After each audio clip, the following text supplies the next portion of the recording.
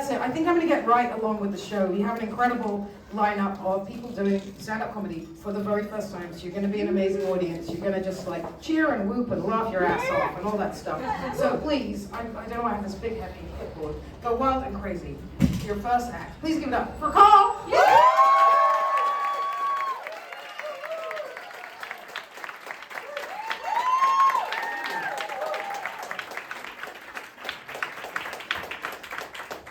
Wow, this place is very different with people in it.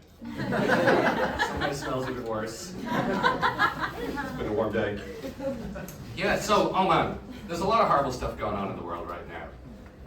You know, there's the genocide in Gaza, there's the war in Ukraine, it's still raging.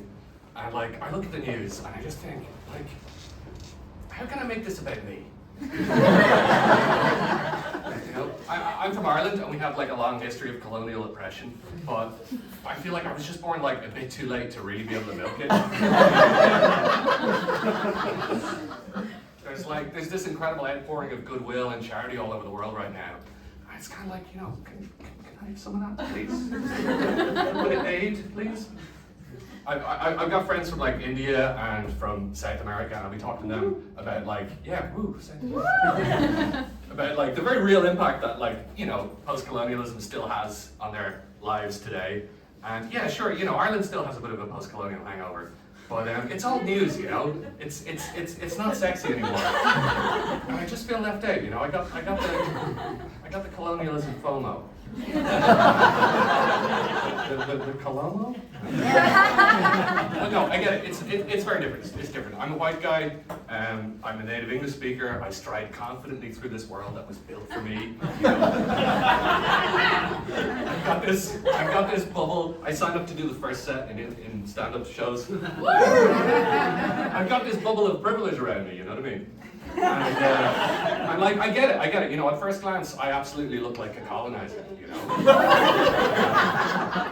You get this as an Irish person, you know, it's not difficult to picture me with like khakis and a pith helmet and a curly moustache, like, putting down a rebellion somewhere, or like shirtless and sunburned and drunk, throwing lawn furniture at some Spanish police. But I didn't choose this pasty white skin, these novelty teeth, you know. I think that we have any Irish people in tonight, other than mine. We got some Irish people back. Anyone Irish will tell you, it's, you know, you got to really make sure when you go abroad on holiday or whatever, you got to make sure people know that you are from Ireland. You know, in a way, like it's like we're proud people, we're proud of who we are, but also you don't want people spitting in your drink in restaurants and stuff like that. And like, I mean, at the end of the day, you know, we're not really that different, like culturally, from say the English. We do drink as much. That's just like. That's science. The numbers are in on that. But I feel like there's a slightly different vibe you get from a bunch of drunk Irish people abroad versus drunk English people. Like drunk Irish people abroad, it's kind of this general vibe. It's kind of like, "Ugh." A bunch of drunk English people, it's a bit more like, "Ugh." It's subtle. It's subtle. You'll spot it. You'll spot it. So I'm what people call a picky eater. We got any picky eaters in tonight? Woo! Thank you. Picky eater pride. All right. Well, look, I don't know about you. I do not like that term. I think that's like an attack. I feel like that's victim blaming. Like, I didn't decide to not like all these foods, and people get so fucking weird about it. Like they get really defensive on behalf of the food that you don't like. You know what I mean? They're like as if the avocado is going to be offended when I describe it as like slimy pus sliding down my throat. You know. I don't like tomatoes. People refuse to believe that. It's like, Carl, when's the last time you tried a tomato? Have you tried a good tomato? The tomatoes in Germany, Carl. No, you want to go to Tuscany. There's this little cliff by the beach. There's one tomato branch. Where are these tomatoes? I don't know. Like to me, tomatoes, it's like little spider eggs floating in mucus. You know? You're not gonna convince me otherwise with logic. It's like you may as well be trying to convince me to eat dog shit. You may as well. It's like, Carl, when is the last time you tried dog shit? You probably had some as a kid and it messed. Like, look, there's no good dog shit in Germany. I was in this little bodega in Barcelona. The dog shit there, just nutty and moist. You know? But no, I get it. Like, I get it when people don't like food that I like. I'm chill about it. Like, I love mushrooms. Slimy little nightmare penises. me, but you know, you do you. The whole concept of eating eggs is fucking ridiculous if you really think about it. But I love eggs. I'll draw the line at hard-boiled eggs because they smell exactly like farts. You know what I'm talking? It's sulfur. It's the same thing. It's just science. If you eat hard-boiled eggs in public, you're putting farts in your mouth. You talk to people, you're farting directly in their faces. Like at least when you fart in public, it's usually an accident. It's not like you're not preparing your farts the night before. It's chugging out cabbage water and chickpeas. I know this one guy, this absolute maniac, who he posted on Instagram. He was going on a transatlantic flight and he prepared 6 hard-boiled eggs on the flight. Yeah, that is the fucking appropriate reaction. Like, can you imagine being anywhere on that fucking plane? 6 eggs, like 1 per hour of the flight. And he, like, the caption, he was like, "Oh, look how prepared I am for this flight. Am I German yet? LOL." It's like, no, Paul, you're not German, but I can think of a specific Austrian who you're worse than. That's my time, folks. Thanks very much.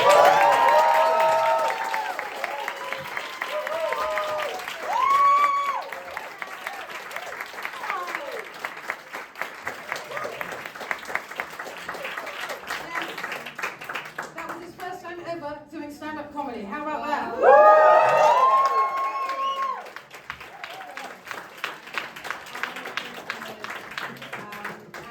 Yes, and what did we find out? We found out that eating hard-boiled eggs makes you worse than Hitler. We're going to find out lots of other things today. But let me please introduce to the stage Marina.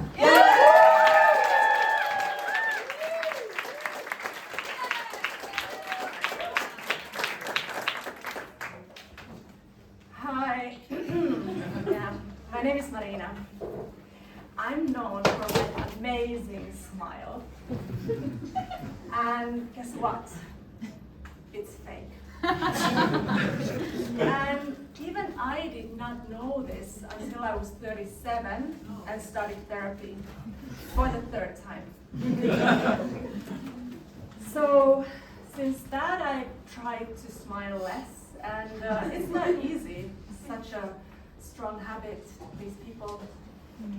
And so I had to do this diet, kind of like a low carb but for smiles, to control my smile output.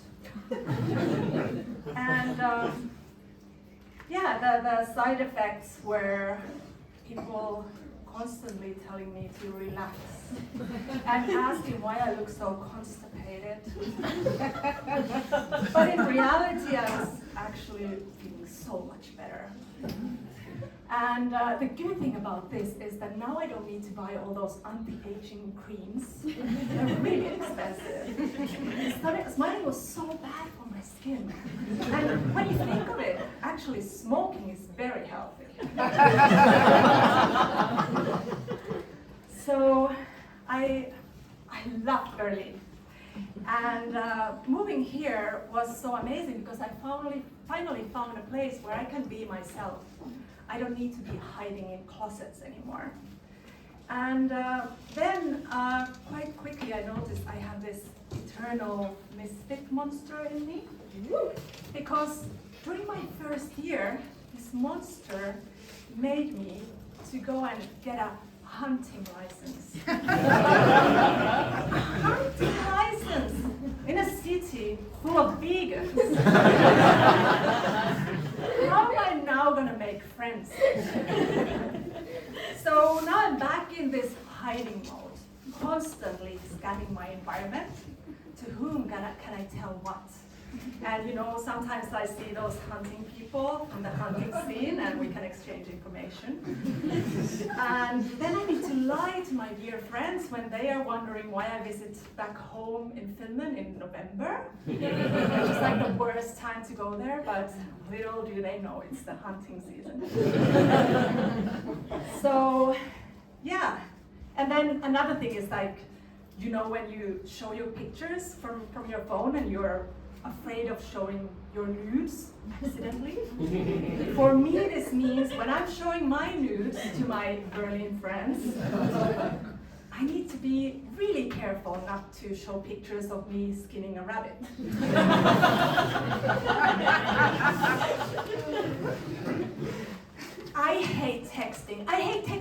much.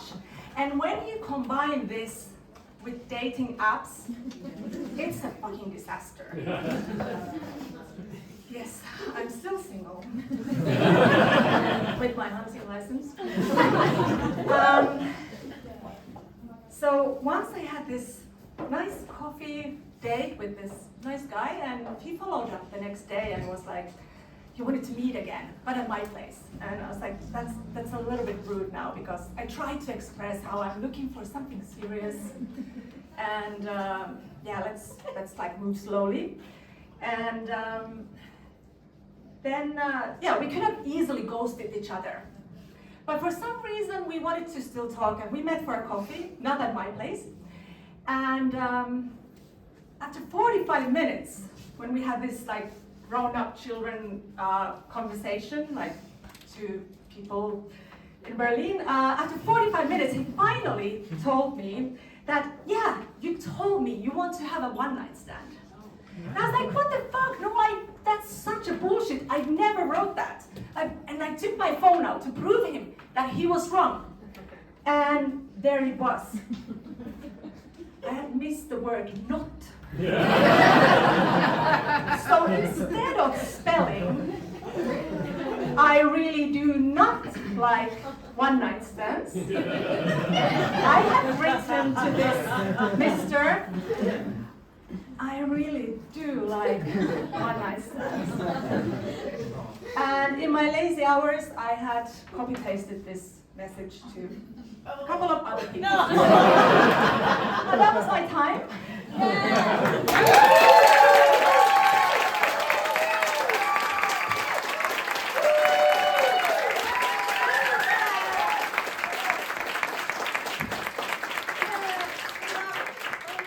First time ever doing stand-up comedy. Pretty good, isn't it?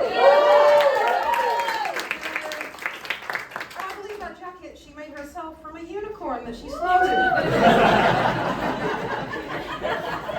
Yeah. Good.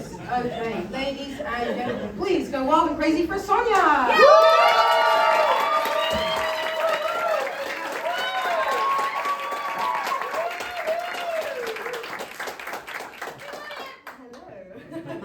Thank you, friends.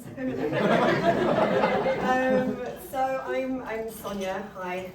I lived in London for a long time. I tried to live quite an alternative life over there as a freelance writer. Got into DJing, worked part-time in a natural wine bar.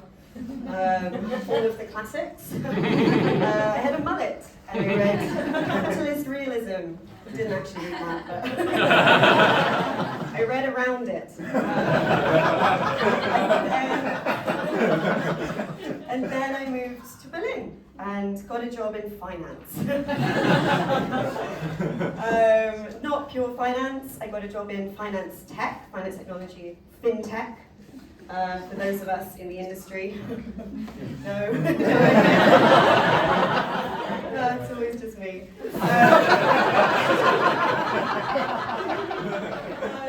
The thing about working in fintech is nobody knows what your job is until you explain it, and then it gets worse.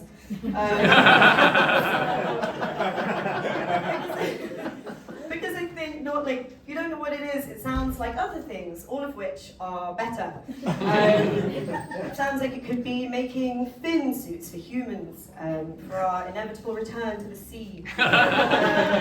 Or Finnish technology, like Nokia.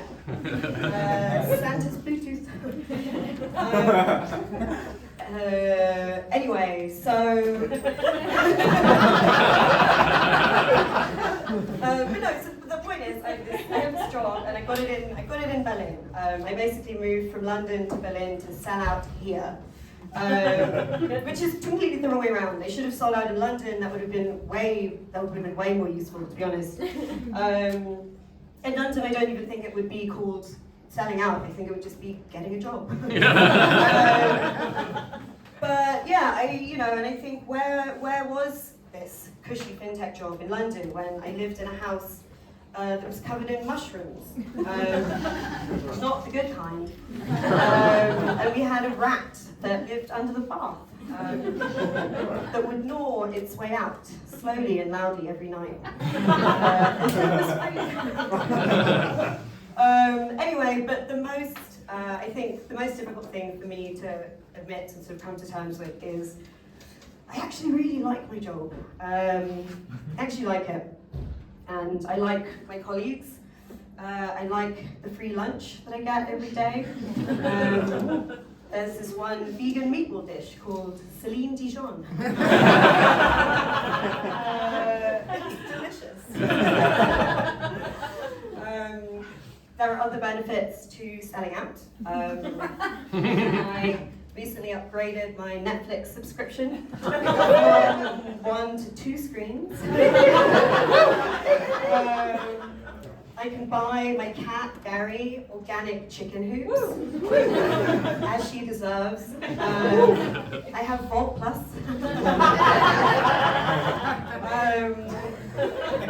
On a related note, I had Botox recently. And I think it made me look too young. I'm not looking for feedback on that, by the way. I told this to a friend a little while ago, and he just said, "No, you don't." Which ruins this entire premise. So anyway, I feel a bit weird about it, especially in situations like parties, when it's sort of hard to know what ages people are. At 37, I tend to assume I'm the oldest or one of the eldest people there. Sometimes I'll find myself in groups of like Gen Z, feeling like a bit of a mole. Feeling like a sort of mole for the elder millennials, trying to gather intel. And I find myself asking really weird questions, like, how do you feel about the gig economy? Shall we connect on LinkedIn?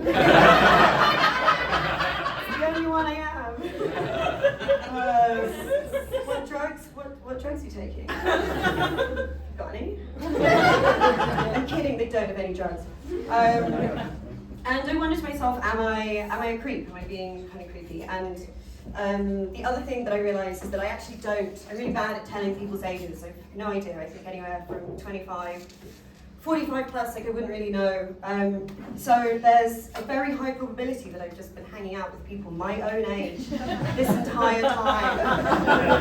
Just parties full of 37-year-olds with Botox trying to connect on LinkedIn. That's my time. Yeah!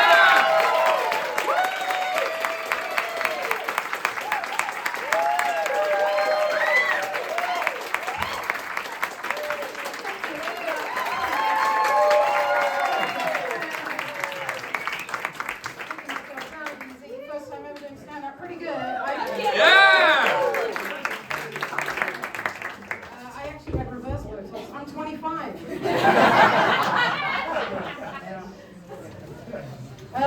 Good. Okay, ladies and gentlemen, please go wild and crazy for Ron.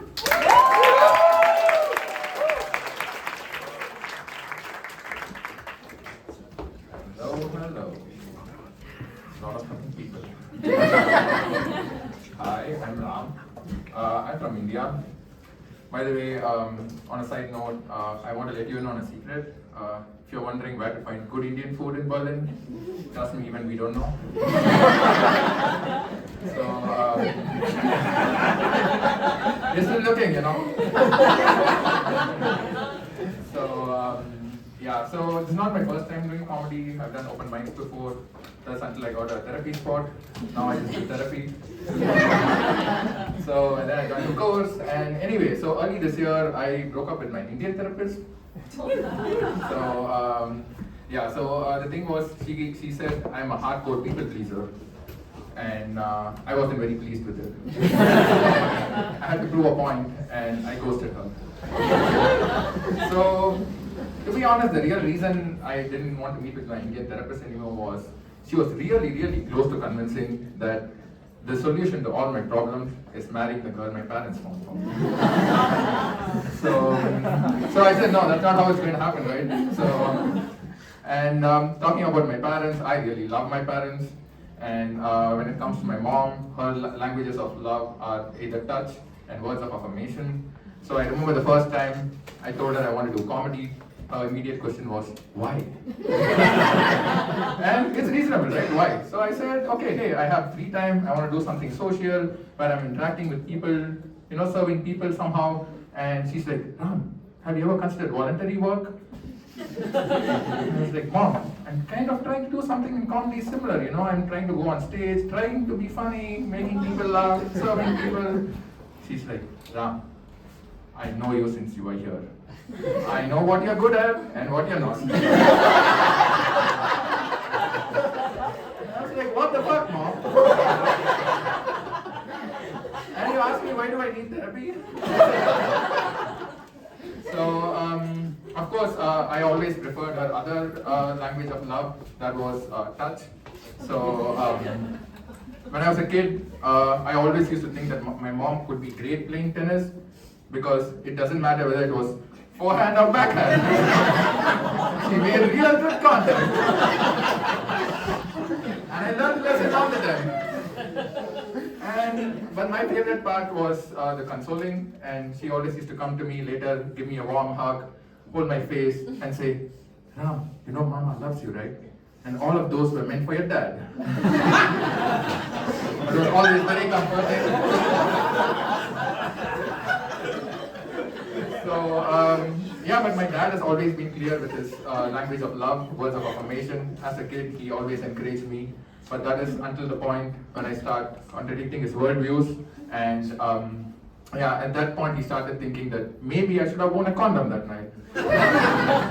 So his top 3 things for me, I actually need to refer to these things. The 3 things that he always tells me nowadays was, I can do better than you. You're still immature. Please have safe sex. And I'm 34. So, talking about sex, he always thinks that I'm going to be single all my life. And his reason is, since the day I'm wearing a septum ring, if you don't see it, I have a septum ring, he thinks people are going to think I'm gay. And to be honest, he has no fucking idea about homosexuality, right? So he's so far away from this topic. So, for example, when he visited me in Berlin, I took him to Mörzestrasse. Are you people familiar with this area? So, Mörzestrasse is in Nollendorfplatz that has the maximum number of gay bars. So I take him there and we go for a walk. And this particular day, I saw 2 women there and a lot of men showing a lot of public display of affection. But my dad missed everything. He didn't notice any of it, but at one point he goes, aha! And I said, wow, it's dawned on him, right? And he points to a guy wearing a leather uniform and says, 4 weeks in Germany, I finally see a ticket controller. And I was like, Dad, if you keep staring at him, he's definitely going to want to control you. That said, I am starting to wonder these days if my dad might have a point because I get a lot of attention from gay people. Recently, this guy started flirting with me, of all the places, in a doctor's clinic. And one thing led to another. Like I said, I'm a people pleaser. So I didn't want to disappoint him, so I ended up on a date with him. I did tell him I'm very, very heterosexual, and he said he loves heterosexual friends. But what he actually loved was trying to convince them, because at one point he said, man, you know what, I think all human beings are bisexual. And whenever a guy says he's not, I say, let me blow you once. I did think about it.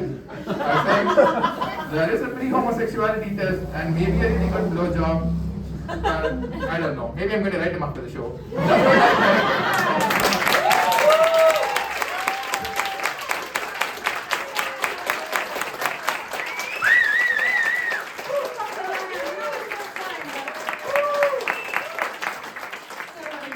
Who thinks that Ram would have got the best blowjob of his life? Right? Come on. Give him a call. Give him a call. Okay.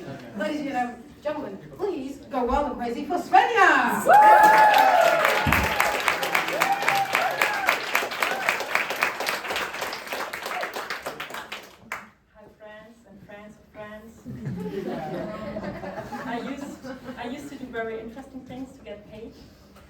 I wanted to become a professor or a writer, but we all know young people with dreams, they're inspiring, but people 30 plus with dreams are just sad. Now I work for a big tech company, a healthy environment where big dreams are dead, but small dreams are born, like getting your own standing desk.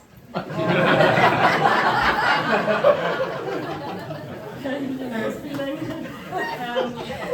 Your own standing desk, free lunch, or becoming the champion, the office table tennis champion. I have dropped the last one, it was too big for me. I have great colleagues, but we all know the situation. After a long day of work, you're waiting at the platform for your train, and suddenly a co-worker appears and says, "Oh nice, we have the same way home." Who does that? I mean, I can tell you, a sick person. I have this colleague Lydia, she's one of these super social, always happy to see you people, but this one time, it was different. I was prepared. I knew I could win this. Is it a game? No, not really, but you can still win and lose. And after a long day of working, I was just tired of losing.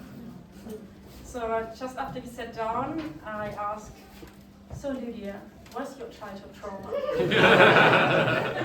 That's how you build connections. After she had finished her story, in a brief moment of her, I suggested a selfie, like Westies do.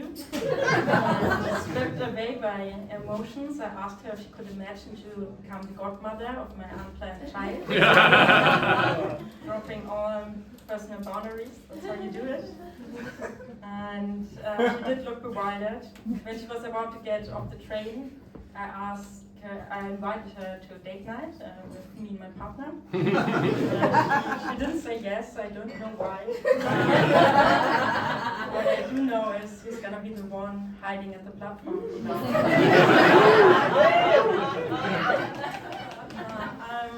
I'm a woman. And sometimes I think about when it's the right time to have children.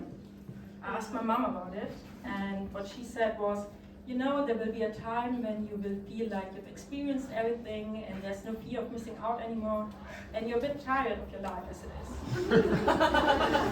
I had thought these are signs of depression, but turns out,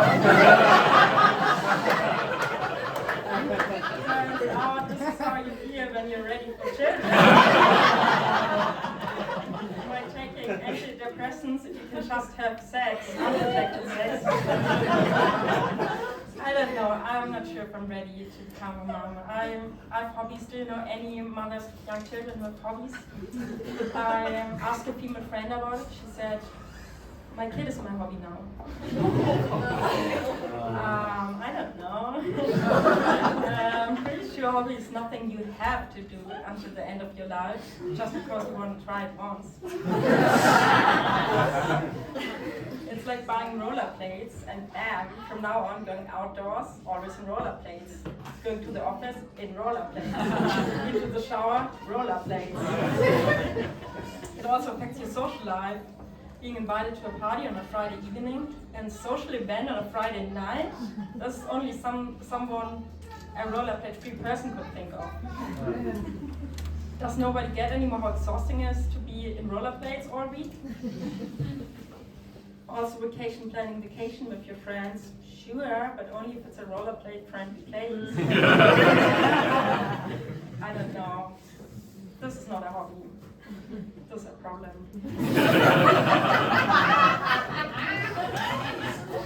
Care work.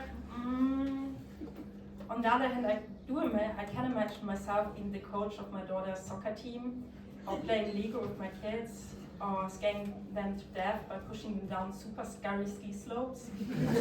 You know, do the fun stuff.